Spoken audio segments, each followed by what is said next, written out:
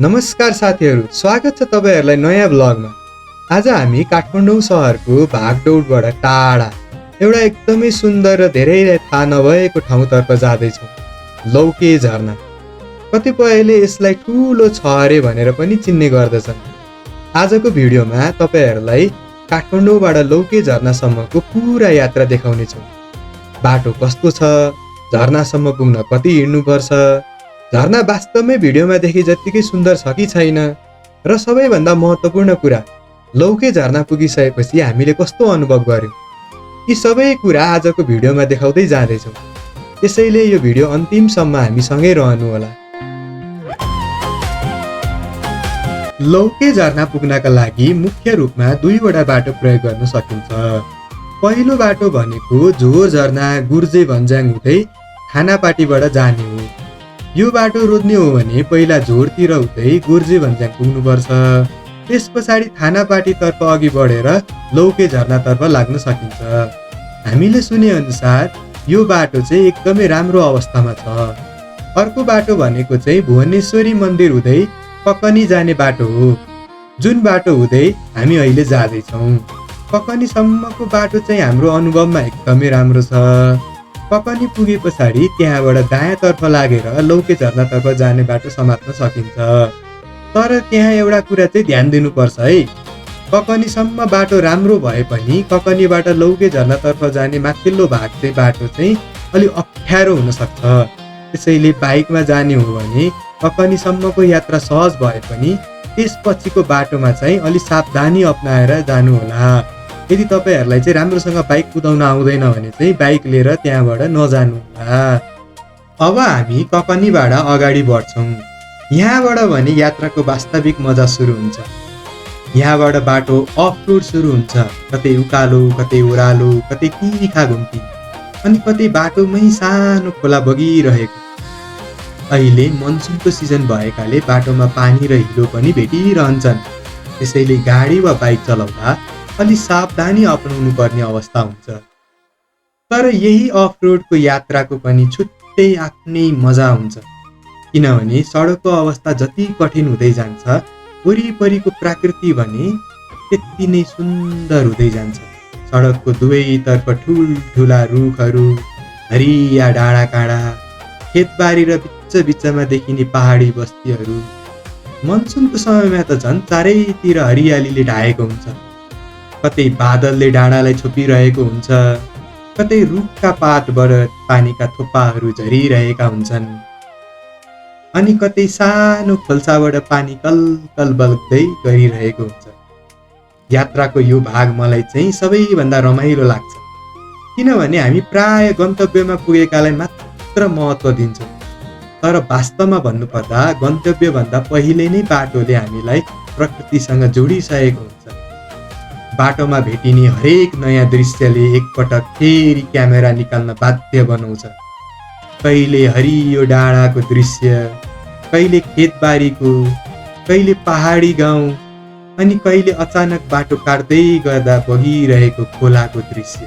Camera बन्द गरेर अगाडि बढौँ भने पनि फेरि अर्को दृश्य देखिन्छ र मनले भन्छ, एकछिन रोकौँ, यो दृश्य पनि खिचौँ। सायद यही नै हो यात्राको वास्तविक मजा। गन्तव्यमा पुगेर फोटो खिच्नु मात्र होइन, गन्तव्यसम्म पुगेर हरेक बाटोलाई अनुभव गर्नु। र अहिले हामी पनि यही अफ रोड बाटोमा मनसुनको हरियाली र प्रकृतिसँगको सुन्दर दृश्यसँगै बिस्तारै लौके झरनातर्फ अगाडि बढिरहेका छौँ। अब हेरौँ, यति लामो बाटो पार गरेर पुगेपछि लौके झरना वास्तवमै कस्तो रहेछ। अब हामी लगभग बाइकबाट गर्ने हाम्रो यात्रा पुरा हुने ठाउँमा आइपुगेका छौँ। यहाँबाट अगाडिको बाटो भने पैदल हिँडेर जानुपर्ने हुन्छ। त्यसैले अब हामी यही घरमा हाम्रो बाइक पार गर्छौँ र यहाँबाट लौके झरनातर्फ पैदल यात्रामा निस्कन्छौँ। अबको यात्रा चाहिँ अझ रमाइलो हुनेवाला छ, किनभने यहाँबाट हामी जङ्गलको बाटो हुँदै झरनाको वास्तविक लोकेसनतर्फ हिँडेर अगाडि बढ्नेछौँ। सामान्यतः यहाँबाट लौके झरनासम्म पुग्न करिब 20 देखि 25 मिनट जति लाग्दछ। जाँदाखेरि चाहिँ बाटो ओह्रालो पर्ने भएकाले अलि छिट्टै पुगिन्छ। त्यसैले सुरुमा हिँड्दा खासै गाह्रो नलागे पनि फर्किने बेलामा चाहिँ उकालो पर्छ, झरनाबाट फर्किँदा थकान पनि भइसकेको हुन्छ। त्यही भएर त्यहाँबाट फर्किन चाहिँ समय लाग्छ। बर्खाको समय भएकाले बाटोभरि जुकाहरू हुन्छन्। जुकाबाट जोगिन चाहिँ तपाईँहरूले आफ्नो साथमा अलिकति नुन वा तोरीको तेल बोक्नुभयो भने चाहिँ एकदमै राम्रो हुन्छ। र अन्तत हामी आइपुग्यौँ लौके झरना। नुवाकोटको ककनी क्षेत्रमा पर्ने यो झरना शिवपुरी नागार्जुन राष्ट्रिय निकुञ्जको घना जङ्गलबाट बग्दै आउँछ। स्थानीय बुढापाकाका अनुसार टाढाबाट हेर्दा यो झरना र यसको खेतको बनोट दुर्कुस्तै एउटा लौका आकारको देखिने हुनाले यसलाई लौके झरना भनिएको हो। यसलाई कतिपयले छरे वा ठुलो चाहारे झरना पनि भन्छन्। पहिले ओझेलमा रहेको यो सुन्दरता हिजो आज टिकटक र सामाजिक सञ्जालका कारण भाइरल बनेको छ।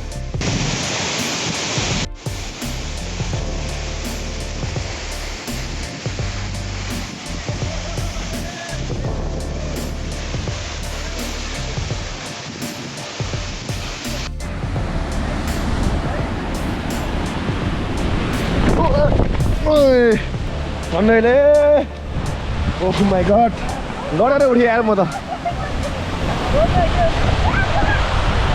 यहाँ आएपछि फोटो र भिडियो खिच्न मन लागिहाल्छ। विशेष गरी झरनालाई ब्याकग्राउन्डमा राखेर खिचिएका सर्ट्स निकै राम्रो आउँछ। तर एउटा कुरा भने हामी सबैले ध्यान दिनुपर्छ। झरनाको वरिपरि चट्टानहरू भिजेका हुन सक्छन्।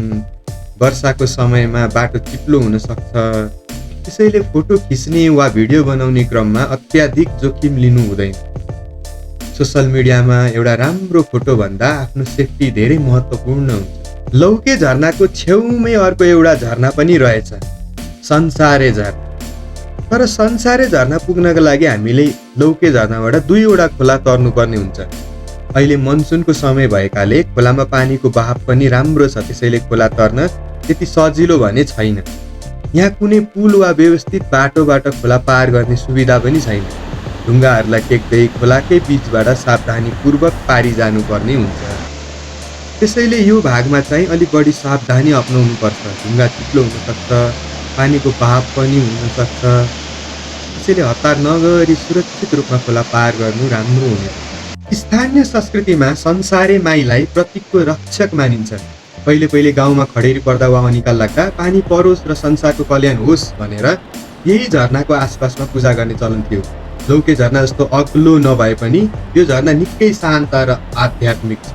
कस्तो फ्लो गर्नुभयो यार नेपाल दाजुभाइहरू यार, तपाईँले यस्तो मोटो नगर्नु है। यस्तो राम्रो ठाउँमा आएर होइन, यस्तो राम्रो ठाउँमा आएर तपाईँहरू फोर्न फाल्ने होला होइन। सेफ नेचर एभ्री वान, त्यस्तो राम्रो ठाउँ छ। फोर्ड नफाल्नु होला सबैजना, फोर्ड नफाल्नु होला र त फेरि लाग्नु होला सबै सबले मेरो ल अब हाम्रो भिआइपी भ्यू हेर्नुहोस् त। साँच्चीकै कस्तो राम्रो भ्यू छ है।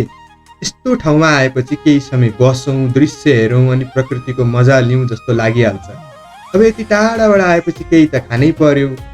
आज चाहिँ हामी दही चिउरा खान्छौँ, किनभने पानी परेकाले हामीले ल्याएका सामानहरू पकाएर खानका लागि आगो बाल्नु पर्ने हुन्छ। अनि पानी परिसके पछाडि दाउरा मरिगए बल्दैन। अनि अर्को कुरा, आज हामी घरबाट निकै ढिलो निस्केका थियौँ। त्यसैले धेरै समय यहाँ बसेर खाना पकाउने, आराम गर्ने र मजा लिने समय पनि भएन। त्यसैले आज चाहिँ दही चिउराले काम चलायौँ। यदि तपाईँ बाइकमा लौके झरना आउने सोचमा हुनुहुन्छ भने बाटोको अवस्था भिडियोमा तपाईँले देखिहाल्नु भएको छ। त्यसैले बाइक राम्रोसँग चलाउन आउँदैन भने केवल रहरका लागि मात्र यस्तो बाटोमा बाइक लिएर नआउनु होला। विशेष गरी उकालोमा बाइकले राम्रोसँग पिकअप नदिँदा गाह्रो हुन्छ।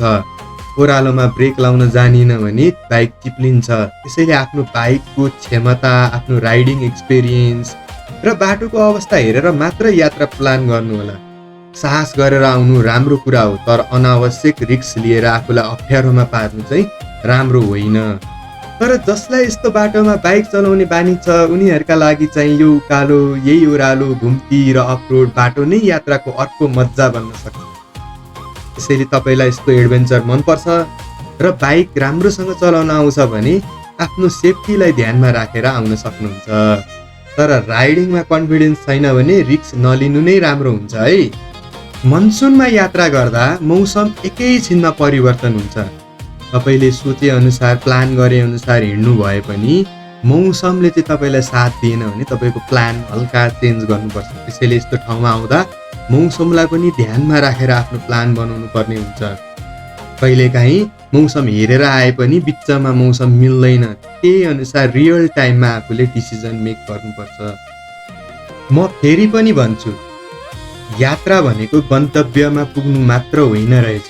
बाटोमा आउने समस्या, त्यहाँको प्रकृति, साथीहरूसँगको रमाइलो पल र बाटोमा बनेका यादहरू, यी सबै मिलेर नै एउटा यात्रा बन्छ।